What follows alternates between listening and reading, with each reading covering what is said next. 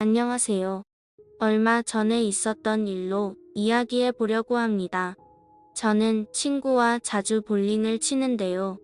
볼링을 칠 때마다 항상 내기를 합니다.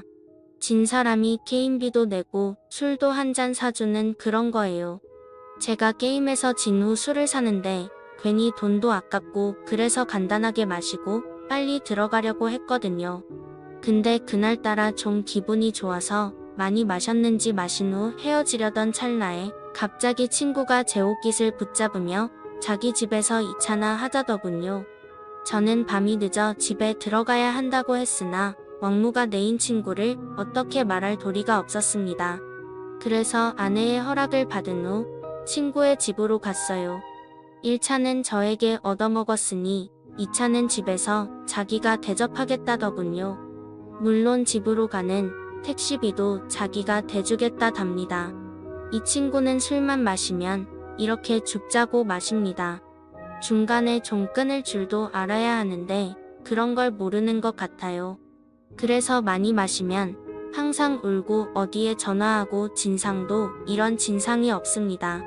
그렇게 불편하게 친구네 집으로 향하게 됐는데 아니나 다를까 친구 집에 도착하니 친구 아내가 억지로 웃으며 우리를 반겨주더군요.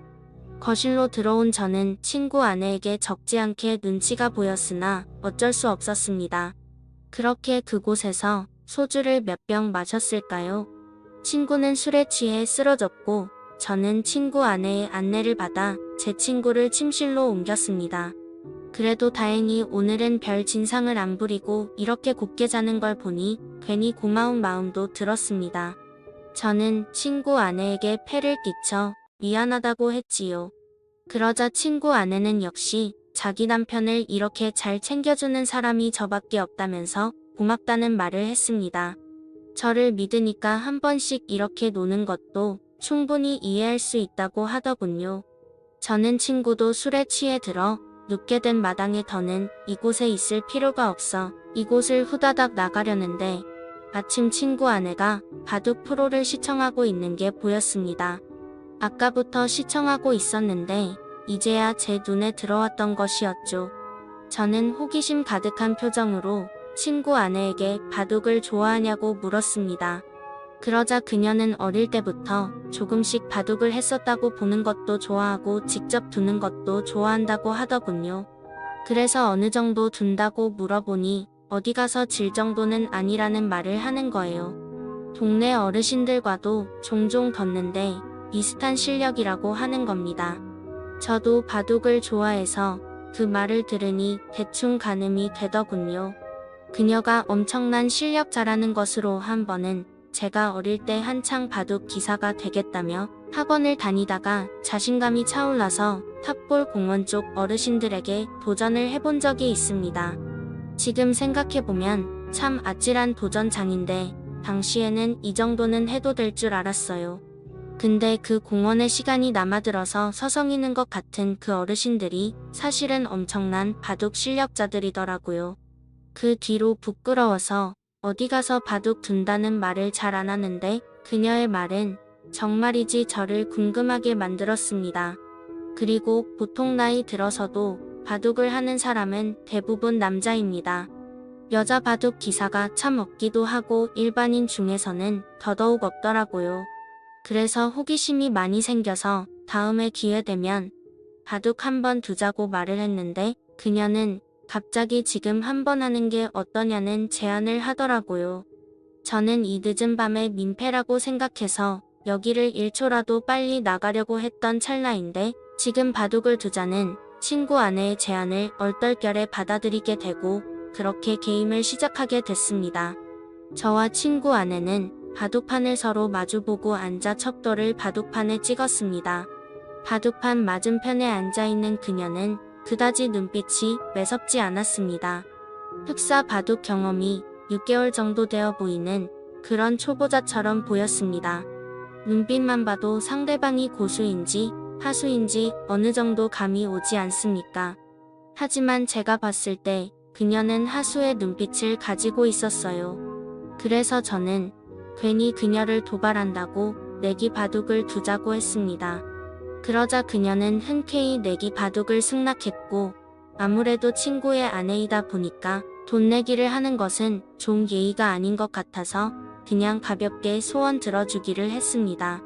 그렇게 저와 친구 아내는 바둑을 두는데 수를 두면 둘수록 감탄이 나왔습니다. 저에게 싸움을 거는 것처럼 보였고 한 수 물러나고 방어를 하는 것처럼 보였으나 매섭게 공격을 하면서 들어오는 그녀의 스타일이 너무나도 매력적이었습니다. 아주 유연하고 다채로운 수를 두더군요. 저는 그때 느꼈습니다.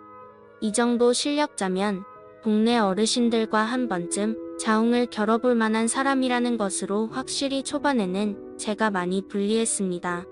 그녀의 눈빛에 방심을 많이 하기도 했고 술도 많이 먹어서 집중이 잘 안 됐거든요. 그러나 그녀의 공격을 몇 번 맞다 보니 술이 확 깨버렸습니다.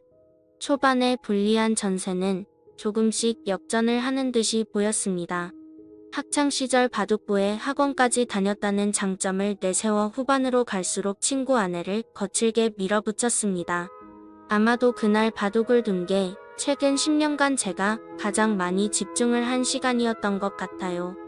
그만큼 저도 상대방의 실력에 맞춰서 진심을 다해서 뒀습니다. 위 지역은 확실히 제가 불리했으나 아래 지역을 다 먹게 되면서 제가 이기는 방향으로 게임이 흘러갔지요. 그랬더니 친구 아내의 미간이 찌푸려지며 마지막으로 두려던 제 돌 하나를 빼앗아서 자기 골짜기 사이에 넣더니 바둑판 위에 올릴 수 있으면 올려보라며 못한다면 자기가 이긴 거라며 막무가내로 떼를 쓰더군요. 하는 짓이 어찌나 귀엽던지 제 투박한 손은 아무렇지 않게 깊숙한 골짜기에 빠진 바둑돌을 집어들었으나 그녀의 소원이 뭔지 궁금했던 저는 깔끔하게 패배를 인정했습니다.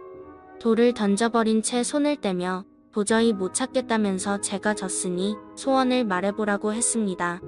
그녀는 민망하다며 얼굴을 붉히다가 제 얼굴을 보지도 못하더니 자꾸만 자신을 뚫어지게 쳐다보는 제 눈빛에 수줍어하는 표정으로 이렇게 말하더군요. 그녀의 소원은 좀 뜬금없었습니다. 갑자기 4시간 되면 술이나 한 잔 사달라는 거였습니다.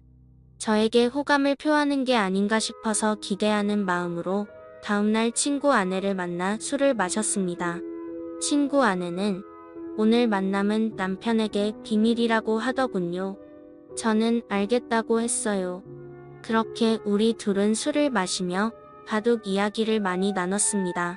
그녀도 바둑에 애정이 많았는지 재밌는 이야기를 많이 하더라고요. 적당히 술을 마신 후 곧장 숙박업소로 갔습니다. 누가 먼저 말하지 않았는데도 자연스럽게 발길을 닿았습니다. 어쩌면 솔직히 술은 핑계였고 우리 둘은 첫 만남부터 하고 싶었던 것인지도 모르겠습니다. 바둑을 두면서 그 마음에 확신이 섰겠죠. 어쩌면 그 마음이 맞을 겁니다. 숙박업소에 들어온 저는 성격이 급하게 변했고 곧장 하려고 했으나 친구 아내는 무슨 놈의 내기를 그리 좋아하던지 가위바위보를 해서 걸치고 있는 껍데기를 차례로 벗자는 제안을 하더군요. 저는 그냥 하는 것보다는 이것도 나쁘지 않아 그렇게 하자고 했습니다. 저는 친구 아내와 가위바위보를 하는데 한 판을 이기지 못한 채 계속 지기만 했고 저는 어느새 맨몸이 되었지요. 그녀에게 바둑으로 껍데기를 벗는 건 어떠냐고 제안했지만 그녀는 웃으며 바둑판을 안 가지고 왔다고 하더군요.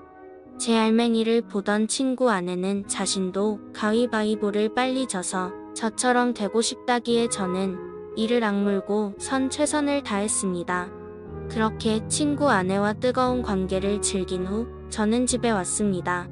정말 재밌고 짜릿한 순간이었습니다. 그렇게 며칠이 지난 후에 자꾸만 친구 아내가 생각나더군요. 이럴 줄 알았다면 그때 친구 아내 연락처라도 알아둘 걸 그랬다며 혼자 아쉬워하고 있었습니다. 저는 고민하다가 친구 아내가 너무나 보고 싶어서 3일 만에 친구에게 전화해 이 집에서 술이나 마시자고 했습니다. 친구는 좋아하더군요. 어쨌건 저는 친구와 친구 집에서 술을 마시며 중간에 합석한 친구 아내와 셋이서 재밌게 놀았습니다. 그러자 친구 아내가 그러더군요. 저번에 진 내기 바둑에 관한 복수를 해야겠다고 말입니다. 그렇게 저와 그녀의 두 번째 대국이 시작됐고 저와 친구 아내는 친구가 보는 앞에서 진지하게 바둑을 두었습니다. 친구는 바둑에 취미가 없던지 긴 하품을 내뱉다가 자야겠다며 안방으로 들어가더군요. 바둑은 아무래도 한 게임이 시간이 좀 길다 보니 친구가 지루해하는 것도 충분히 이해는 갑니다. 그러나 지금 이 자리에서 대국을 물을 순까지 싸워야 했습니다. 저와 친구 아내는 아랑곳하지 않고 바투판만 집중했습니다. 그런데 그 짧은 기간 동안 얼마나 연습했던지 그것도 아니면 질 수 없는 전략이라도 짜고 나왔던지 친구 아내가 너무나 잘 두더군요. 저는 손에 들고 있던 마지막 돌 하나를 제 앞 주머니에 넣으며 이걸 빼서 바투판 위에 저를 대신해 둘 수 있으면 진짜 인정하겠다고 했지요. 그러자 친구 아내는 거리낌 없이 이를 실행했고 저는 늘 돌반 차이로 패배했습니다. 깔끔한 저의 완패였습니다. 도저히 방법이 떠오르지 않더군요. 그녀는 어린아이처럼 바둑을 뒀습니다. 쉽게 꺾이지 않고 그렇다고 욕심을 내지 않으며 아주 순수한 마음으로 바둑을 두는 게 느껴졌습니다. 잡생각이 많은 어른들은 둘 수 없는 그런 수를 놓으며 저를 이겨버린 거예요. 저는 소원이 있으면 말해보라고 했지요. 이번에도 내기 바둑이었거든요.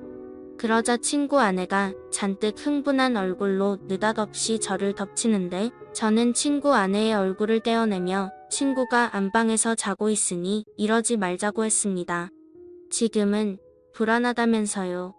그러자 친구 아내는 지금 아니면 안 된다고 못을 박더군요.